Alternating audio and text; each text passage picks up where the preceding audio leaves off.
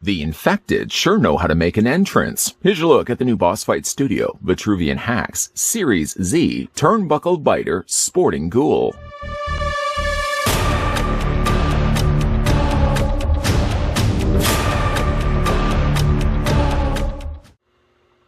Michael Swish Robinson had it all. Fame, fortune, fans, a burgeoning hip-hop career, Swish used his success in the ring and social media savvy as a launching platform for his brand. He had endorsement deals, his own rum distillery, Swish Rum, get Swish, and a fleet of expensive Italian cars. Bitten early on in the crisis, Swish noticed that the plague had deadened his senses, allowing him to take greater punishment during the matches and still come out on top. With the World Championship belt in his sights, he refused to seek treatment. The rest is history. Swish turned full zombie on the night of his fight in Las Vegas, biting fight fans as he made his entrance to the ring. In minutes, he had infected hundreds. A long, gestating, late-stage illness, turning people in seconds.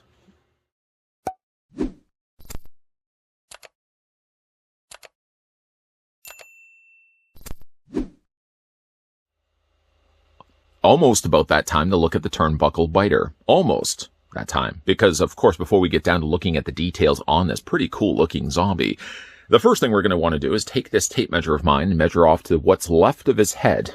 It looks so painful. We're going to measure it across. I'm actually dragging the tape measure across to avoid clipping his arms, because that's going to, of course, make the zombie figure a little bit shorter. We don't want to do that. We're going to move it over just a little bit. Reading then the readouts allowed to you, the viewing audience, zombies and living, I would hope, more living than zombies. You're looking at the Turnbuckle Biter standing 5 inches in height. Well, it's 5 and change. I'm just going to round up to 5. We're going to switch that then over to centimeters, revealing that the Turnbuckle Biter is 12.9 or about 13 centimeters in height. I would say a worthy candidate for comparisons. We can certainly bring in the previously looked at Antonia, who was also at the Las Vegas big fight. We can also bring in some of the other figures. There's Gene Brother, a single Gene Brother. And we can also bring in Alex. I've left the armor off for the time being. Just to give you guys an idea, let's move everybody over just a little bit. Make sure everybody is fully in frame. Come on, man. Come on. Let's get, there we go. There we go. Gives you at least an idea that they're all going to be roughly about the same height to one another, despite for the fact that Turnbuckle Biter is a little less of a person than the rest of everybody. I'm not saying that because he's really nasty to people. Well, he is technically nasty. He does want to rip their faces off. Despite the fact he is decaying, that's what I really wanted to say. He's going to still be roughly about the same height as the rest of the figures we've looked at so far from the Vitruvian H.A.C.K.S Series Z lineup. Let's get down to looking at the window dressings. That's the thing, of course, that accents the window. And there's really a lot that accents this zombie. A lot of swappable parts. Really, really cool stuff we're going to be looking at in a second. But beelining that quickly. Z-lining that, I suppose, for zombie. We'll have a look first at the display stand. It comes included with the figure. Yes, it's the same stand that we've gotten with all the other Vitruvian H.A.C.K.S Series Z figures. The only thing that's actually omitted, and it would make then some sense why they've done it, the pegs on the front, of course, attached a corpse.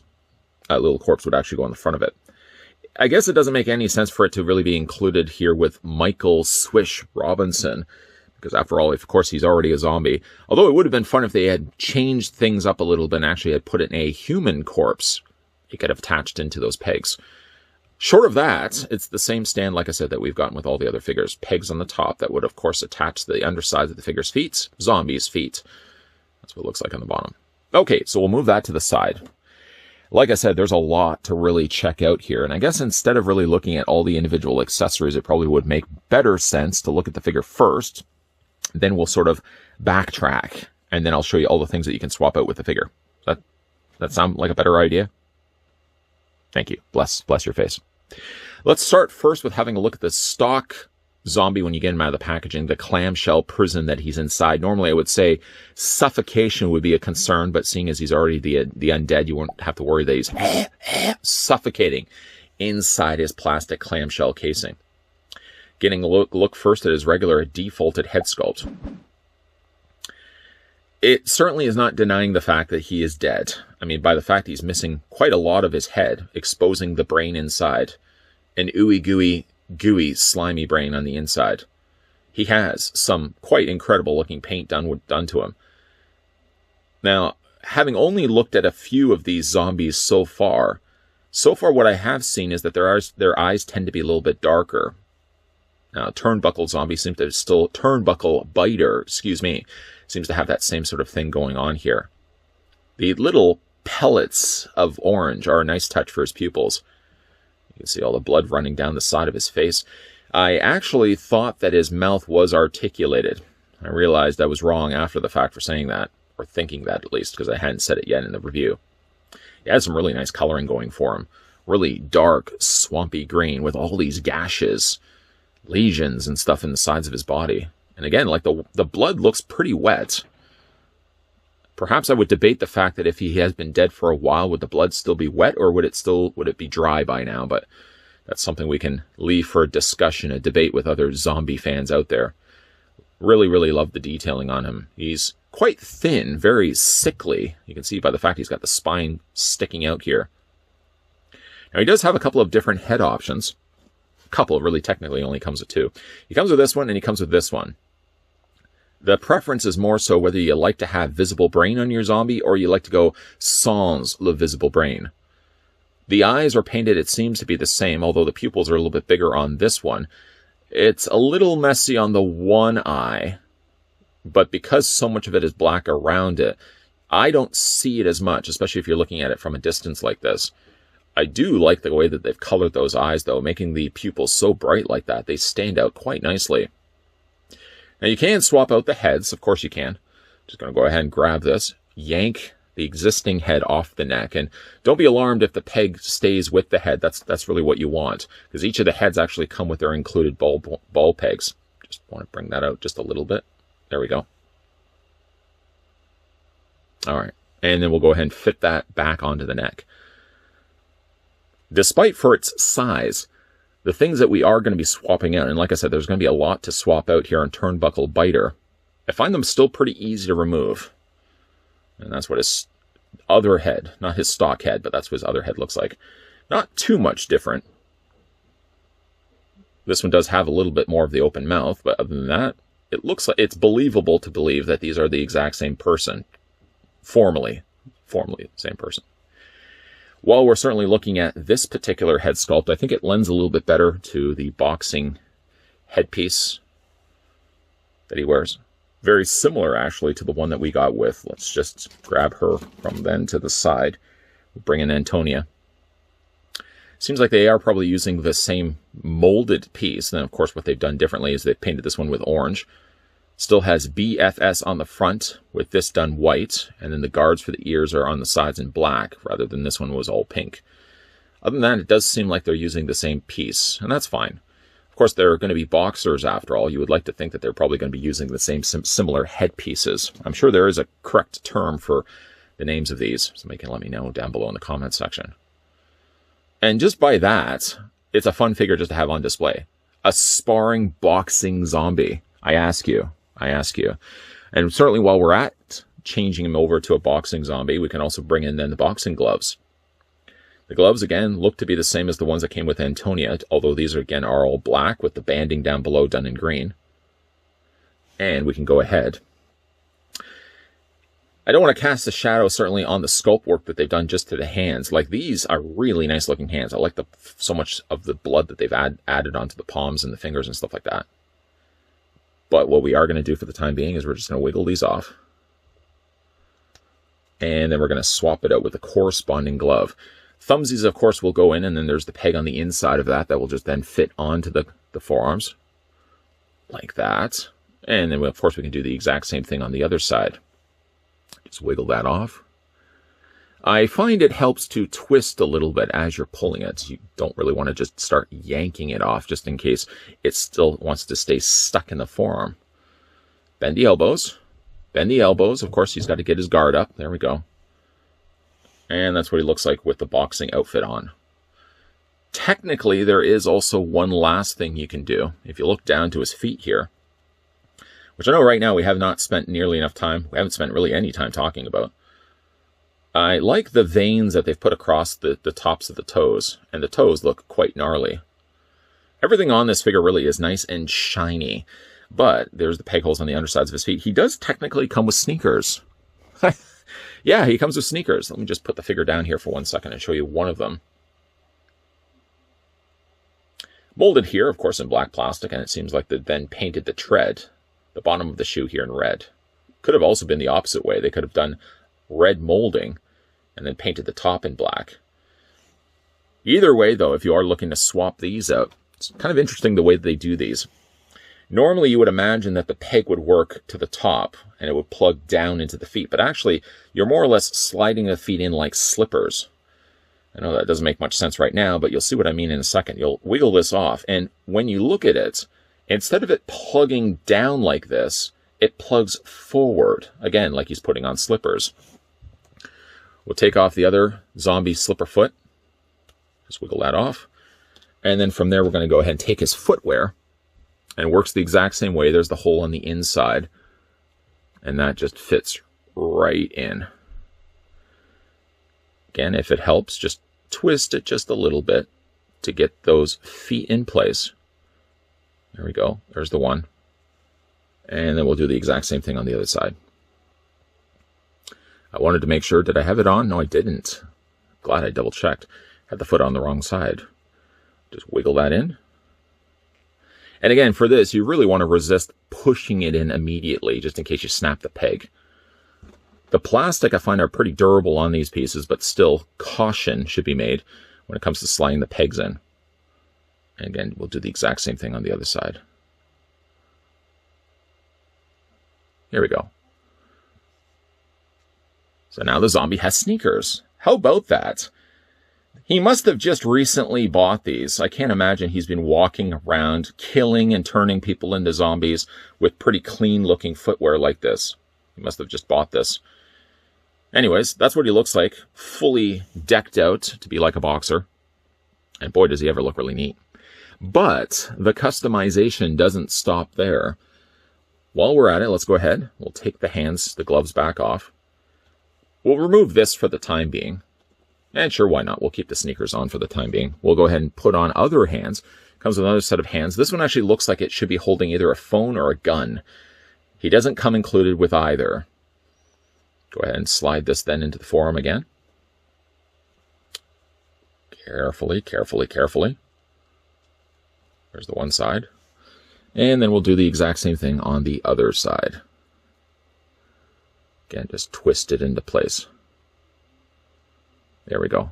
And then once those are in place, we'll have a look at the other accessories that come included with the figure. Some more swappable options available that come included with the Turnbuckle biter. So the figure will also include a couple of these little torso pieces. These will swap out in two different ways that you can display the figure. The first way, we're going to go ahead and take this part of the figure off. So you want to hold it by the torso piece and just wiggle it off the ball joint. Again, if you're worried about the size of this figure, I can tell you, like, the plastic feels pretty durable. There you go. We'll just pop that off, leaving the ball joint aside. Then we're going to go ahead and address this piece, his abdomen. For this, all you have to do is just twist this off. So a rather large peg, but still pretty easy to remove. Just quickly showing you, I want to make sure I have it facing the right way. There's his abdomen muscles. That's what it was looking like before. They do also include this piece, where it has his entrails sticking out. And that just fits over top. And then you're basically just going to then go back, rinse and repeat the steps. Take the peg, ball joint peg, and fit that on top, a nice satisfying snap. And now you've got the Turnbuckle biter with his, like I said, his organs all hanging out. That is so fun. But I feel like there's an infomercial. There's more. There is more. There's also this piece too, which, as you can see, sports down below the remains of his spinal cord. What you're going to do then, take the figure once again, remove it from the ball peg. There we go. And you're going to leave this. Technically, really, you could keep this as two separate figures if you want to. A half of a zombie that's walking around with Nike shoes on. Sure, why not? That's believable, right? Just keep that there for a second. Stay. Don't go. And then you'll take this piece, and then this just fits onto the ball peg. And just snaps into place. There you go. And you get this. Now, the only thing about it, though, is the way that they plug it in place. It doesn't leave much down below for posability. So you're sort of just left with the top half of a zombie with very little down below. So again, really, if you wanted to, you could display it as two separate halved zombies, two different parts. No, they don't connect together. That would make quite a long, silly-looking zombie. But the very idea, in fact, that they gave you two different options like this, that's the thing I really like about the Vitruvian H.A.C.K.S line, is that you can mix and match the parts you have from other figures. And in a lot of cases, too, they give you mix and match parts that you can then mix and match and change the things with the figures when you buy them first immediately and get them out of the packaging. Just before tackling the articulation on Turnbuckle Biter, quickly one last time I wanted to show you guys all the detail work that Boss Fight Studio put into these tiny little figures. Now this one does have, of course, the peg hole in the back of his torso would normally have served for like a backpack or something you could fit on the back of it, but he's not concerned about backpacks, and certainly Boss Fight weren't concerned as well for a zombie to come packed with one, but you could technically use it if you have one from another Vitruvian hack figure. Again, nice detail work on the back of the figure. It's very slick to the touch, the way that they've added the sheen. You then add the moisturizer that I tend to put on my hands just before hitting the record button. You can imagine how much more difficult it was for me to remove the torso pieces and stuff like that. But we pushed forward and we were successful. I'd like to at least think that we were successful. Again, all those gashes on the front of the figure. Dark crimson red on every aspect of the figure. Even staining his lower... Those almost look like jorts. Is that jean shorts? But no, they're actually ripped pants. Some nice ripped details in there as well. Gashes, really, that could technically fit, I suppose, swords or other things.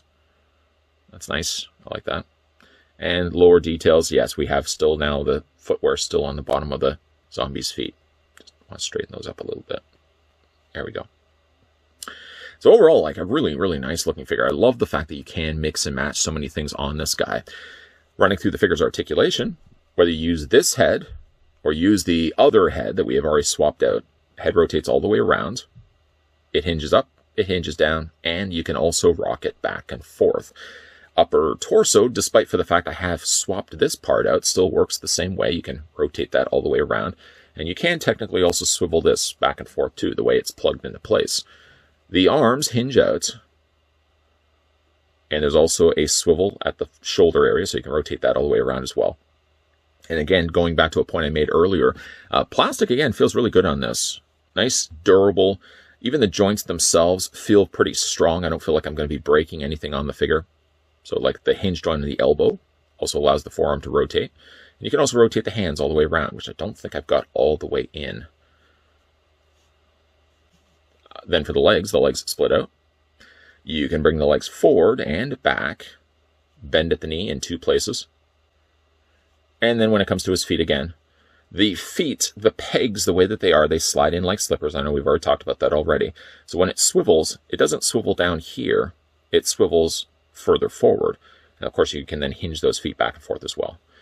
And even though, yes, I have changed out his sneakers, well, his feet to sneakers, he still has the peg holes on the undersides of his feet. So you can make use of those display stands if you want to. Love, love, love the Turnbuckle Biter. There's like I said, there's enough configurable pieces that come included with it. It doesn't even really have to be displayed as a boxing zombie. You can display it with different torso pieces. You can even display it dragging itself with having no lower legs. That's the thing, again, I really like about the Vitruvian H.A.C.K.S line, Series Z specifically, is that when you get zombies like this, I'd be wanting to even pick up more than one of the Turnbuckle Biters so I can actually have them displayed in different ways.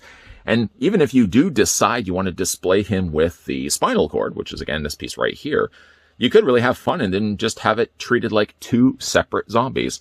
One zombie that lost his top half, and then the Turnbuckle Biter that lost his lower half. Here in final looks, spinning around on the rotisserie, it's the brawl to end it all. Turnbuckle Biter defending his title of Head of Undead against Antonia Aviles. And even though I felt the match was hyped quite a lot online, the audience that night surprisingly was quite dead. Jokingly aside, I'm here all night. Vitruvian H.A.C.K.S Series Z Turnbuckle Biter ends up being quite the fun zombie, even if you don't want to display him as a sporting ghoul. That's his subtitle, by the way. Actually, it's Turnbuckle Biter, sporting ghoul. If you don't want to display him as a boxing zombie, by all means, leave those parts off. They give you enough other things to swap in and out with the figure. They can just display him as a regular zombie. And just as a regular zombie, boy, is he ever fun having two different swappable mid-torso pieces. One to have the entrails all hanging out, which is my preferred look. Or you can also display him just dragging himself around on the ground with the lower half of him being completely omitted. Again, that's the one thing I really like about Vitruvian H.A.C.K.S is that there is so many things that you can customize on these figures. I mean, you can really just mix and match parts, not only with the things that come in with the figures, but other things that have come include from other Vitruvian H.A.C.K.S as well. The figure has some really great looking detail and equally so, pretty nice looking paint too. The darker green that they went with for the Turnbuckle zombie, the Turnbuckle biter, gives you that nice dark undead look that you would expect to see with a zombie. And something really unsettling about his eyes as well. Though on the front of the packaging, you can see he's got white pupils, white eyeballs, black pupils, and yet they've decided instead to swap that or mix that a bit by going dark eyeballs and orange pupils. And actually, I think that look looks so much creepier than having the white eyeballs. So nice touch on their part to decide to change that out. Like I said, Turnbuckle Biter has a lot of cool things going for him. Even if you don't want to display him as a boxing zombie, you can certainly display him as other things because of all the other parts and other things that he comes included with. A big thank you, though, to the folks over at Boss Fight Studio that provided the sample of a Vitruvian H.A.C.K.S Series Z Turnbuckle Biter, sporting ghoul. What do you guys think of this figure? Let me know down below in the comments section. And hey now, if you are new to this channel and you're enjoying all the content you're seeing, do yourself a service of subscribing to this channel. You can also hit the bell notification and keep your peepers peeled to this channel because there will in fact be more Vitruvian H.A.C.K. reviews lined up and coming your way. Thanks for watching. See you guys next time.